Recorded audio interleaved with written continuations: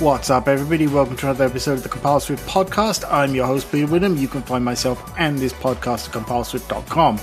Now, first of all, if you are a member of our Dev Club Discord, there's a link in the show notes. You're probably laughing and smiling right now because we were joking about that very sentence that I use at the beginning of the podcast, and we're all pretty convinced that I'm AI at this point, but I'm not, I assure you. Anyway, moving on with the episode. A question from our Discord, and it sounded like such a good idea. I thought, why not make an episode on it? And it goes like this. What do you do? What's your routine before you start working on that new project, that new idea that you have? And I thought, okay, I'll go through and I will talk about this and tell you how I do it. So what I do is, if I've got an idea for something, the first thing I do is write it down somewhere. Just jot down that idea, because I know that distractions of the day, an hour, 2 hours later, or in my case, I have a lot of good ideas, I think, just before I go to bed. And if I don't write them down, I know I'm going to forget them by the morning, because that's what happens every time. So write it down. After that, what I start to do is, I say to myself, okay, let's flesh this idea out a little bit. And I try to come up with a list, and it can be a very short list, of what the core idea, the core features of this project needs. What it is that makes it, defines it to be, in this case, the app that it's going to be.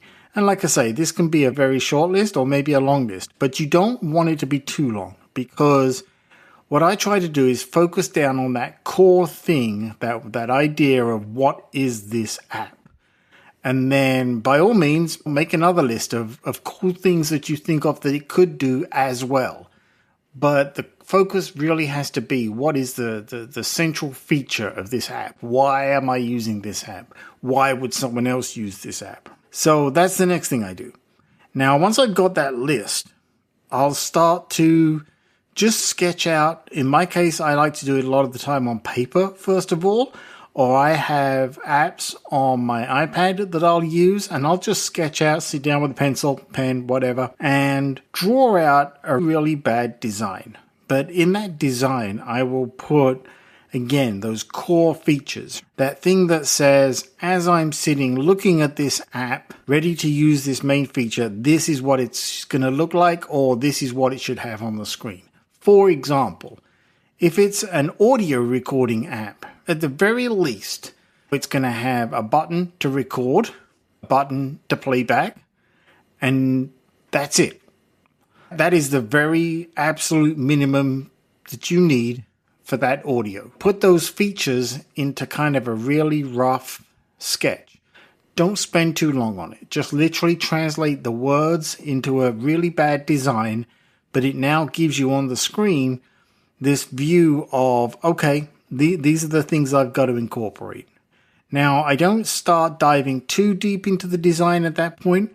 The next thing I would be doing is I would look at it and I would now have this idea, this really bad sketch, and I'd ask myself, time for a break. Hey folks, if you like what you're hearing in this podcast and you want to help this podcast to continue going forward and having great guests and great conversations, I invite you to become a Patreon supporter. You can go to patreon.com/compileswift, where you will get ad-free versions of the podcast along with other content. Break time over. Okay, have I ever seen or do I use apps that are similar to this in any way?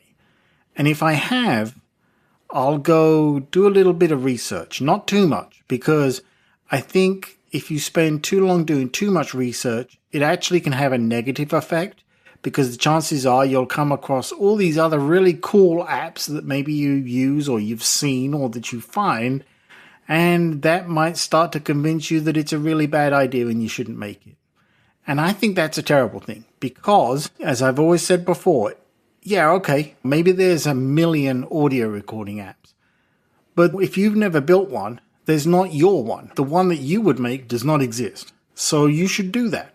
Several reasons. I've mentioned this in episodes before. 1, it's good to practice your skills. 2, it's good to expand your skills. If you've never made an audio app, you're going to have challenges you've never dealt with before. And at the end of it, okay, maybe it turns out the project's not so great.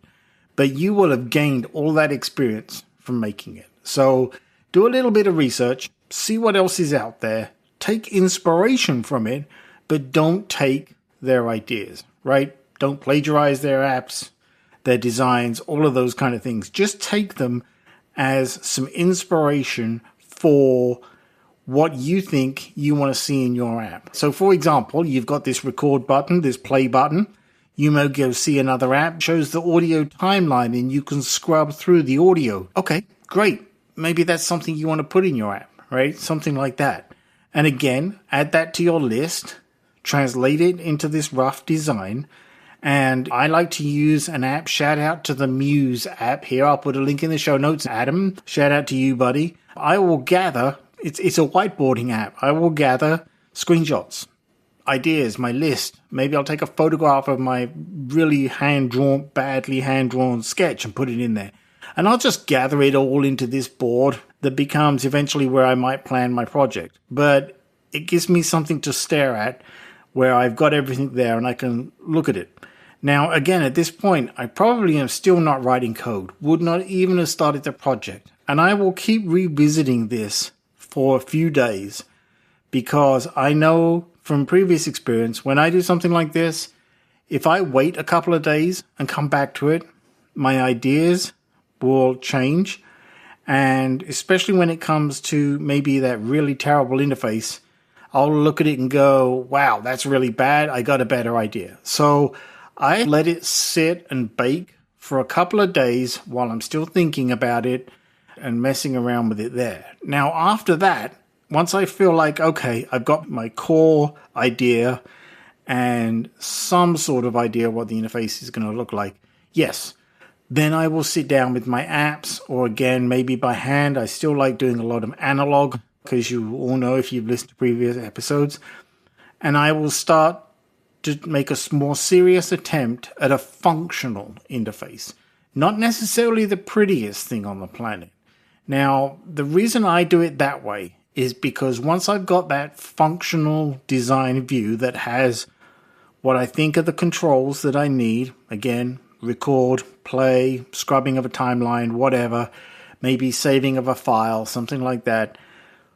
Once I've got those in my design, then I will start thinking about putting together a prototype or exploring things that I now recognize I don't know. So, for example, if I'm making on the Apple platforms an app with audio and I don't know anything about any of the audio kits or anything like that, core audio, whatever, now I'll start playing with those. And I may make multiple projects to understand how each of those work, right? Another example, if you have never loaded a file in from, say, iCloud or your device into an app, that might be something that you would make a little project for. So I would make myself a little list of these, the knowledge bombs that I need to go find and understand. And then at that point, I would feel like I have enough to now actually start putting a full prototype together and maybe kicking around a better design for the interface as well. But that is basically all of my pre-work anytime I have an idea that I think I'm actually going to make into something. Now, the other reason that I like to do a lot of this analog on paper is I have notepads with these ideas, many of these ideas, right? That maybe I've never used them, but they still exist. They're still on paper. We've all done this, right, as developers. All those test projects, right? You've got that developer folder with, say, Xcode projects, and there's a whole ton of folders and projects in there that have never become to be something. This is my analog equivalent, and I can go back to those at any time.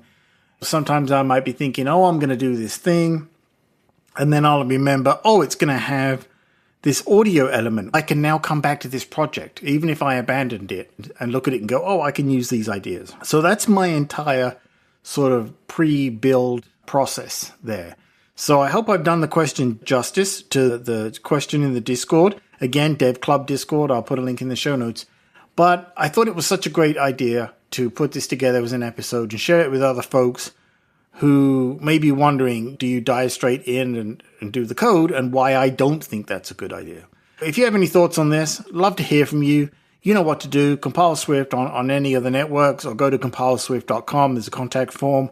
And if this has been helpful, hey, you also know what to do. Share it with someone. Leave a comment. Leave a rating. Greatly appreciate that.